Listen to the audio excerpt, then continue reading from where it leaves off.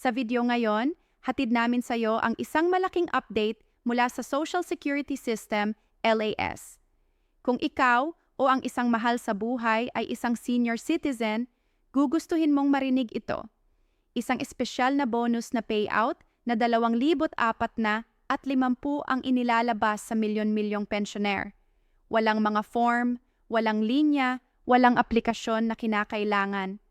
Sasaklawin namin kung sino ang kwalipikado, kung kailan ito magsisimula, at kung paano masisigurong makukuha mo ito or ng iyong pamilya. Kinumpirma ng SIS na mahigit 4.5 milyong senior citizen ang magsisimulang tumanggap ng 2,450 na at 50 bonus payout simula ngayong Biyernes. Bahagi ito ng patuloy na suporta ng gobyerno para sa mga retirees at pensioners. Walang kinakailangang aplikasyon. Ang payaw ay automatikong idedito sa iyong iAccount o pensyon. Nalalapat ito sa mga karapat-dapat na pensyado na aktibo nung insert latest month if needed. Ipapaliwanag din namin kung paano suriin ang iyong account para sa deposito at kung ano ang gagawin kung hindi ito lumabas sa oras. Kung nakatulong ang update na ito ay kayang video na ito, subscribe sa channel at aon ang mga notification para hindi mo makaligtaan ang mahahalagang anunsyo at benepisyo ng pamahalaan.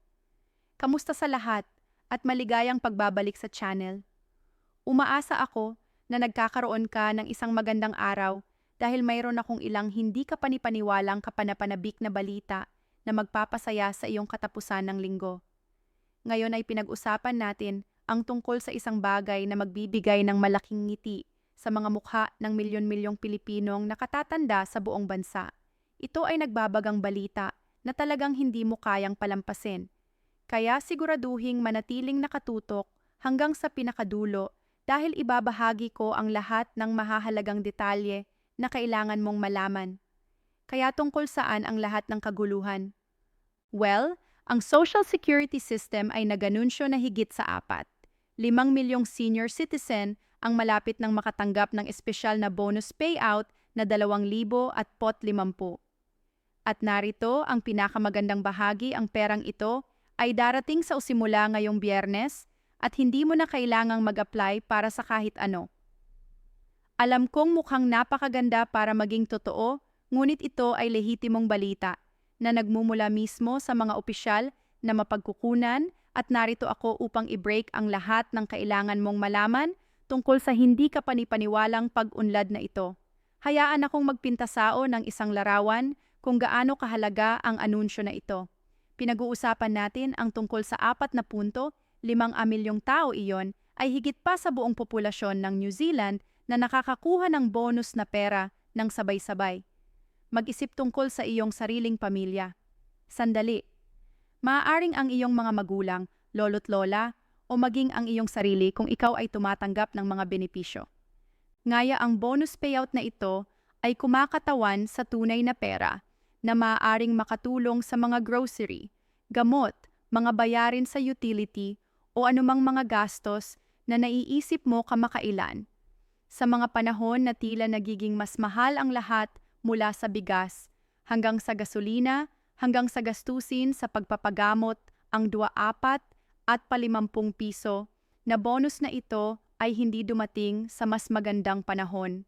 Ngayon ay maaari kang magtaka saan nanggagaling ang perang ito at bakit ang Nisaya ay nakapagbigay ng napakagandang bonus ngayon. Bueno, ang pagbabayad na ito ay bahagi ng patuloy na pagsisikap ng pamahalaan na magbigay ng karagdagang suporta sa ating mga senior citizen na nagsumikap sa kanilang buong buhay at karapat-dapat sa pinansyal na seguridad sa kanilang mga ginuhang taon. Ang Isaya ay nagpapatupad ng iba't ibang mga programa sa reforma at mga pagpapahusay sa kanilang sistema ng pensyon.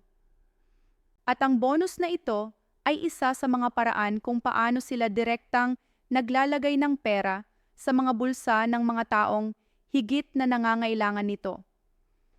Ang ginagawang mas kapansin-pansin sa anunsyo na ito ay ang ganap na walang aplikasyon na kinakailang. Hindi mo na kailangang punan ng anumang papeles. Hindi mo kailangang bumisita sa alinmang sangay ng SSS. Hindi mo kailangang tumawag sa sinuman o mag-submit ng anumang mga dokumento online. Ang Ilayaya ay ganap na streamline ang prosesong ito na nangangahulugan kung ikaw ay karapat-dapat. Ang pera ay darating lamang sa iyong itinalagang account o sa pamamagitan ng iyong karaniwang paraan ng paghahatid ng pensyon. Napakaluwag nito dahil alam nating lahat kung gaano kakomplikado ang mga proseso ng gobyerno, kung minsan na may walang katapusang mga porma at mahabang linya sa mga opisina. Ngunit hindi sa pagkakataong ito, tinitiyak ng IS na ang bonus na ito ay makakarating sa mga tao nang walang anumang abala. Pag-usapan natin ang timing ng payout na ito dahil ito ay talagang madiskarte at maalalahanin. Ang simula ngayong Biyernes ay nangangahulugan na ang mga tao ay makakatanggap ng kanilang bonus na pera sa simula pa lamang ng katapusan ng linggo na nagbibigay sa kanila ng kakayahang umangkop upang magplano kung paano nila gustong gamitin ang mga pundong ito.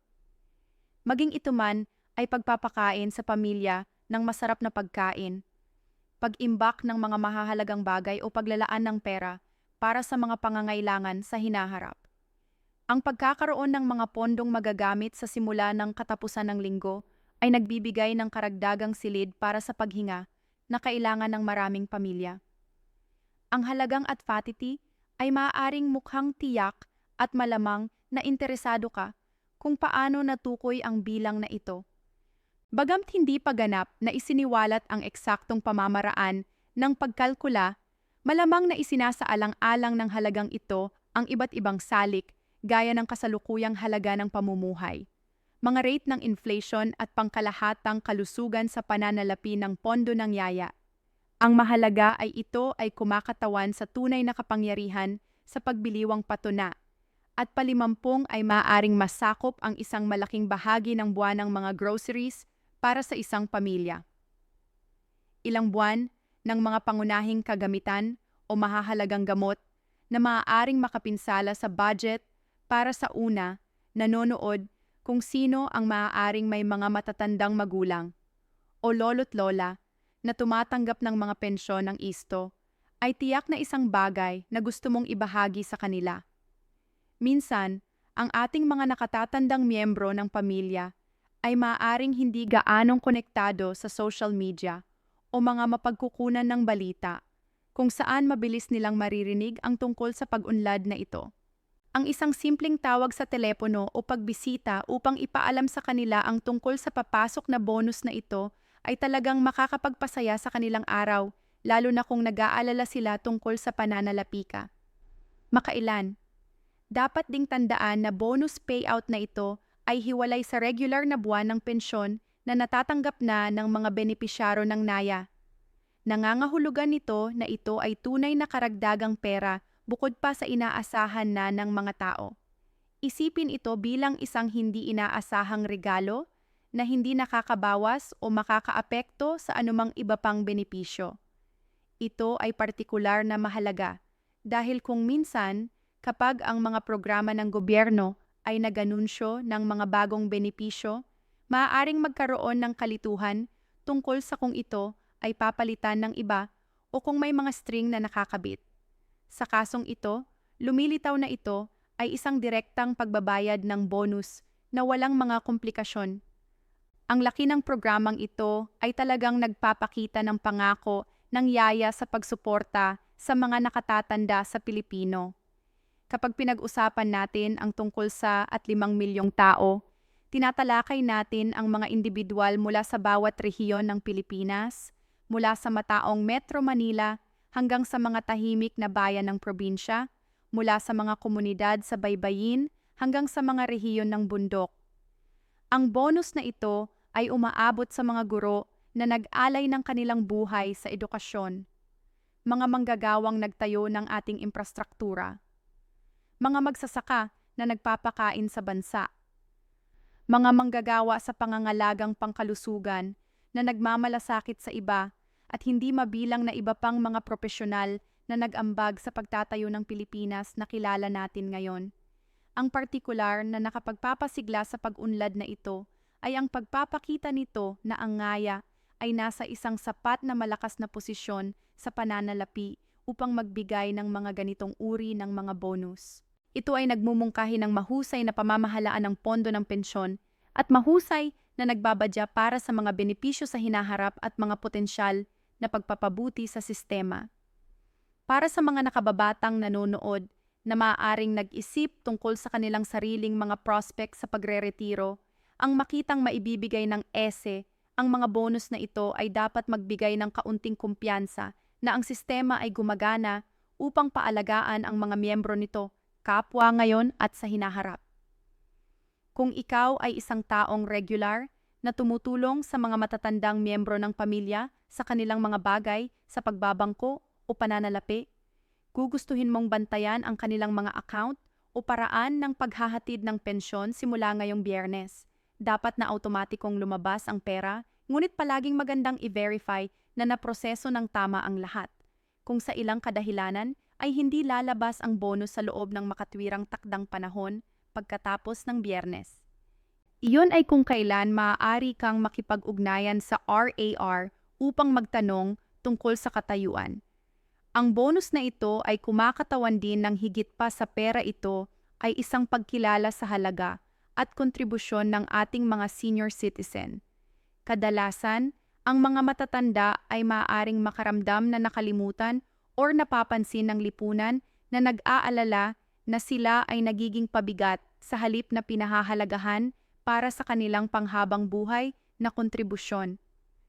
Kapag ang gobyerno ay kumilos tulad nito upang magbigay ng karagdagang suportang pinansyal, ito ay nagpapadala ng isang malinaw na mensahe na ang ating mga nakatatanda ay pinahahalagahan, iginagalang at karapat-dapat sa pangangalaga at suporta sa panahon ng kanilang mga taon ng pagre-retiro. Kung titingnan ang mas malaking larawan ng 4 at 50 bonus na ito na pinarami ng 4.5 milyong recipients, ay kumakatawan sa bilyon-bilyong piso na direktang ini-inject sa ekonomiya ng Pilipinas. Ang perang ito ay hindi maupo sa ilang account ng gobyerno o kaban ng kumpanya. Dumiretso ito sa mga taong gagastos nito sa mga pangangailangan at lokal na negosyo.